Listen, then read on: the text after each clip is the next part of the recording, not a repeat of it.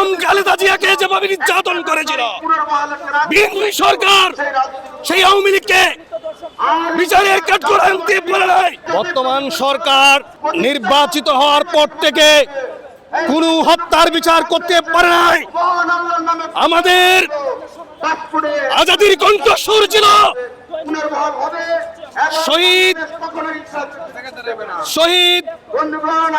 ওসমান হাদি, সে খুন হয়েছে, তার কোনো বিচার করতে পারে নাই।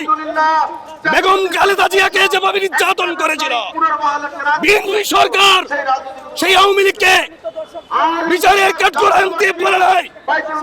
এবং 2024 সালে যেভাবে কু হয়েছে, আমাদের ছাত্ররা যেভাবে প্রাণ দিয়েছে, তার বিচার করতে পারে নাই। আর রামিসা হত্যার বিচার রামিসার বাবা চ্যালেঞ্জ করে দিয়েছে, সেই চ্যালেঞ্জই থেকে যাবে।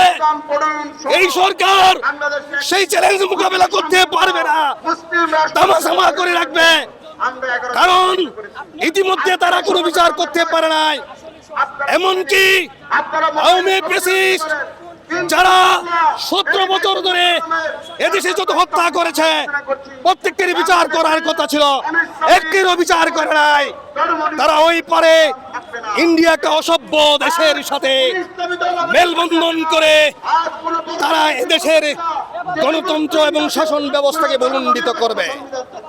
আমরা মনে করি বিএনপিকে এদেশের জনগণ ভোট দিয়েছিল সুস্পষ্টভাবে প্রত্যেকটির হত্যার বিচার আশা করে, কিন্তু কোনটি হত্যার বিচার দৃশ্যমান হয় নাই।